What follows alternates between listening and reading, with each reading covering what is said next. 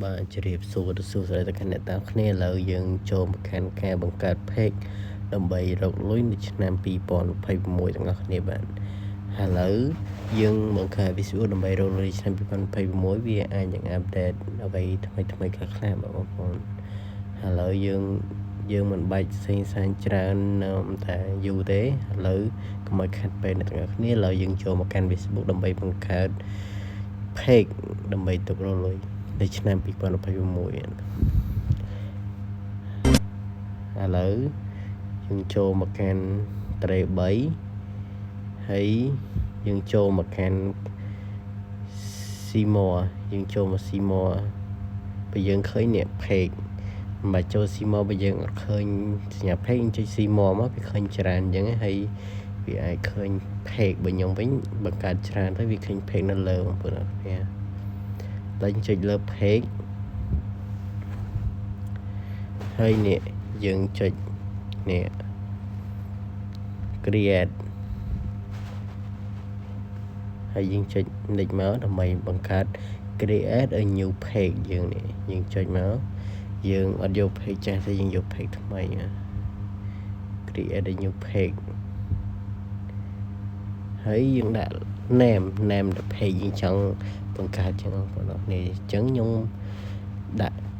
ថាបងរៀន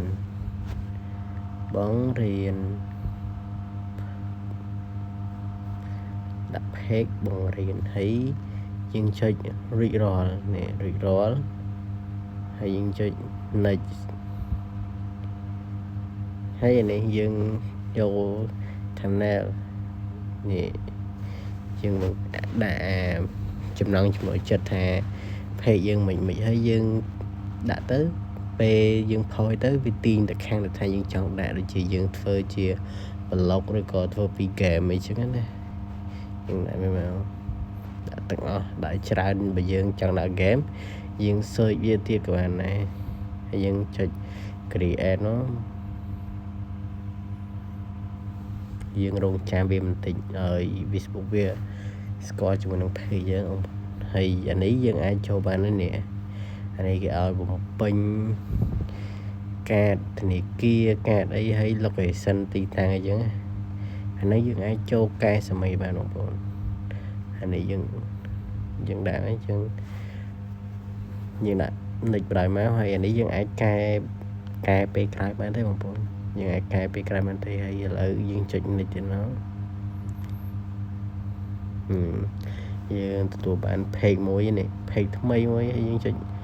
យើងចង់ដាក់រូបភាពក៏បានយើងដាក់រូបភាពណាដែលទាក់ទាញអញ្ចឹងយើងចង់ដាក់រូបភាពខ្ញុំអញ្ចឹងហើយយើងចុច next មក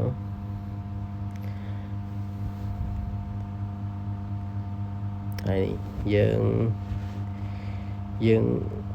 ឲ្យគេយកមក follow យើងដាក់វាមកនៅ friend Facebook យើងនៅថា admin page យើងអញ្ចឹង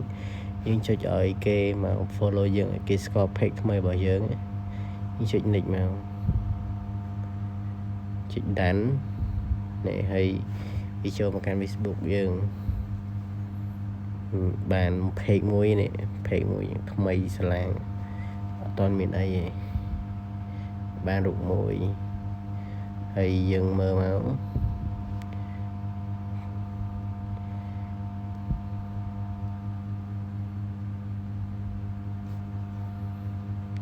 skip មក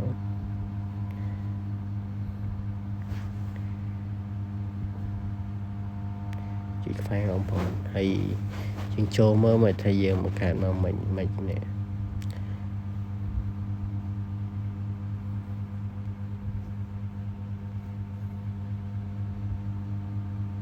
្ញុំបងប្អូនយើងបាន page មួយបងប្អូន